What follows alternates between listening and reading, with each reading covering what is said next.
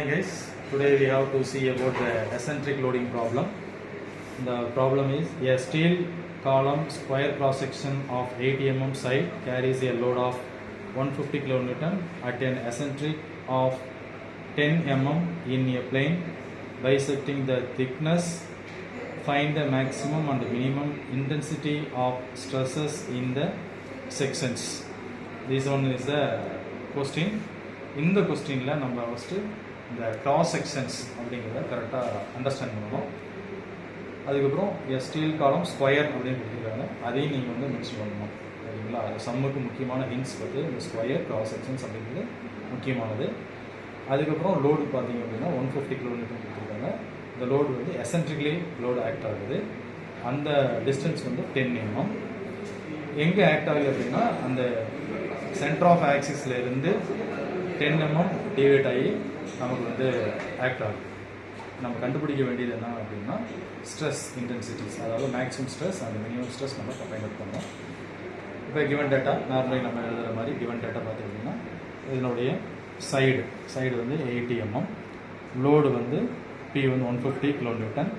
இப்போ kN வந்துச்சுன்னா நம்ம நார்மலாக என்ன பண்ணுவோம், 150 × 10³ நியூட்டன் போடுவோம். அப்புறம் எசென்ட்ரிக் டிஸ்டன்ஸ் வந்து rotations 10 mm.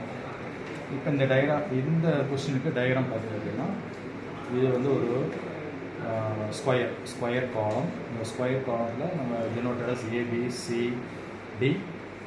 Square means all sides are equal. So here 80 mm means here also 80 mm. So for area find out பண்ணோம் அப்படின்னா length into breadth 80 × 80. இந்த ஏரியா அப்படின்னா length into breadth 80 × 80 இல்லாட்டி A ஸ்கொயர் அந்த ஃபார்மை use பண்ணுவோம். இப்போ இதில் வந்து ஸ்ட்ரெஸ்ஸஸ் என்னென்ன அப்படின்னு நம்ம கண்டுபிடிக்கணும். ஃபஸ்ட்டு நம்ம ஸ்ட்ரெஸ் அப்படின்னா டைரக்ட் ஸ்ட்ரெஸ்ஸு, அப்புறம் பெண்டிங் ஸ்ட்ரெஸ், ரெண்டும் கண்டுபிடிப்போம். இல்லை டைரக்ட் ஸ்ட்ரெஸ் அப்படிங்கிறது இதில் வந்து லோடு வந்து மேலே ஆக்ட் ஆகுது, அதனால் வந்து கம்ப்ரெசிவ் ஸ்ட்ரெஸ் தான் இதில் ஆக்ட் ஆகும். அப்புறம் பெண்டிங் ஸ்ட்ரெஸ் பொறுத்தளவுக்கு எசென்ட்ரிக்லி ஆக்ட் ஆகிறதுனால 2 types ஆஃப் ஸ்ட்ரெஸ் ஆக்ட் ஆகிறதுக்கு வாய்ப்பு இருக்குது. ஒன்று வந்து tensile stress at AB and compressive stress at CD. These are 2 types of stresses acted in this problem. இதில் பார்த்தீங்க அப்படின்னா ஃபஸ்ட்டு எடுத்தோடனே நம்ம பிஎஸ்சி டேட்டா புக்கு, இந்த பிஎஸ்சி டேட்டா புக்கில் பேஜ் நம்பர் 7.1 நமக்கு இந்த ஃபார்முலா அவைலபிள் இருக்கும். இப்போ 7.1 இங்கே வந்து டைரக்ட் லோடிங் அப்படின்னு ஒரு டாப்பிக்கில் sigma is equal to P/A அப்படிங்கிற ஃபார்முலா இதை வந்து நம்ம எடுத்துக்கணும். அதை இங்கே மென்ஷன் பண்ணிக்கலாம். PhD data book page number 7.1. இதில் பார்த்தீங்கன்னா டைரக்ட் ஸ்ட்ரெஸ், இதில் Pங்கிறது லோடு, ஏங்கிறது ஏரியா ஆஃப் கிராஸ் செக்ஷன்ஸ், அதை எங்கே எழுதுகிறோம். சிக்மா வந்து டைரக்ட் ஸ்ட்ரெஸ்க்கு load by area, that is P/A. P given வந்து 150 × 10³ லோடு பை ஏங்கிறது வந்து ஏரியா, அது வந்து ஏ ஸ்கொயர் ஃபார்முலா, ஏரியா வந்து ஏ ஸ்கொயர், அதனால் வந்து 80 × 8.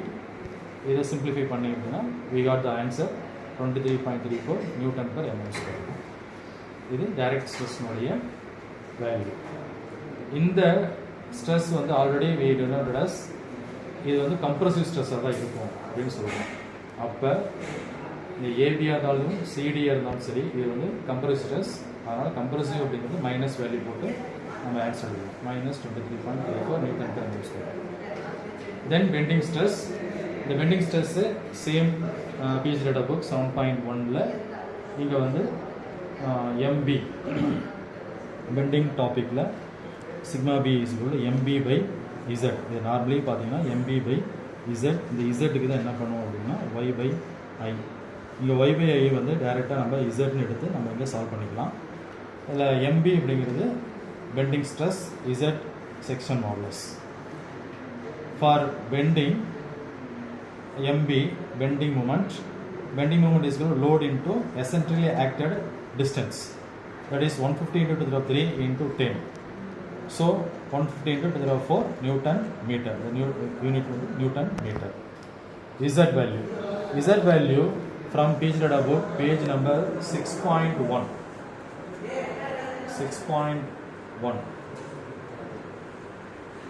6.1 இது பார்த்தீங்க அப்படின்னா இது வந்து ஒரு ஸ்கொயர், அப்போ இந்த ஸ்கொயருங்கிற இடத்துல இது எடுத்துக்கணும். இதில் பார்த்தீங்க அப்படின்னா டிஃப்ரெண்ட் சைஸஸ் இருக்குது. எலிப்டிக்கல் இருக்கும், ஓவல் இருக்கும், சர்க்குலர் இருக்கும், ஐ செக்ஷன்ஸ் இருக்கும், ட்ரையாங்கிள் இருக்கும், ட்ரபிசாய்டல் இருக்கும். இது மாதிரி நிறைய வெரைட்டிஸ் இருக்குது. நமக்கு கிவன் டேட்டா என்ன கொடுத்துருக்காங்களோ அதுக்கு எடுத்துக்கணும். இப்போ ஸ்கொயரோட Z is equal to B cube divide by 6 இது எடுத்துக்கிறோம். இங்கே பி கியூப்னு இருக்கும், பிங்கிறது வந்து சைடு, இங்கே நம்ம வந்து ஏன்னு எடுத்துக்கிறோம். அதனால் ஏ கியூப் பை 6, ஏனுடைய வேல்யூ வந்து 80 cube by 6, therefore 85333.33 mm cube. Then the MB value, Z value இந்த ஃபார்முலா வந்து புட் அப் பண்ணுறோம். MB 150.4 divided by 85333.33. We simplify. When you simplify, we got the answer 17.57 Newton per mm square. இப்போ நம்ம கண்டுபிடிச்ச sigma B. This is compressive in CD and tension in AB. So ABக்கு வந்து ப்ளஸில் இங்கே find out பண்ண value, இந்த வேல்யூவில் ப்ளஸில் எழுதணும் அப்படின்னா நமக்கு இங்கே கொடுத்துருக்கோம் இல்லையா, இந்த ஏபி இங்கே வந்து டென்ஷனில் இருக்கும், அதனால் ப்ளஸ் வேல்யூ. சிடி வந்து கம்ப்ரெசிவாக இருக்கும், அதனால் மைனஸ் வேல்யூ. ப்ளஸில் ஒரு வேல்யூ ஏபி, சிடி வந்து மைனஸில் ஒரு value. So total stress at AB அப்படிங்கிறது direct stress plus bending stress at point AB. So அந்த value minus 23.34 Newton per mm square, then 17.578 Newton per mm square. ரெண்டு add பண்ணுறோம். இந்த minus plus இருக்குனால minus 5.76 Newton per mm square தான் ஆன்சராக இருக்கும். தென் இதே மாதிரி AB கண்டுபிடிச்ச மாதிரி then the total stress at CD sigma T, that is direct stress at CD and bending stress at CD. Direct stress at CD வந்து கம்ப்ரெசிவாக இருக்கனால minus 23.34 plus சிடியில் வந்து compressive bending stress, so 17.57. So minus we get the answer minus 40.92 Newton per mm square. So from these two values we can choose the maximum stress and the minimum stress. Here the minus 5, here the minus 40. When we draw a graph, here the plus, here the plus, here the minus, then minus. When we go left side, minus 1, minus 2, minus 3, minus 5, then minus 40. So nearby value is the maximum, so minus 5 is the maximum value.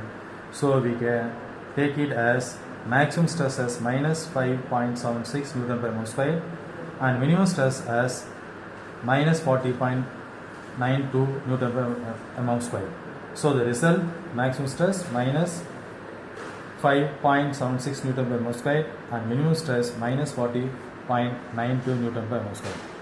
So we find the stress intensity for this sum. Thank you.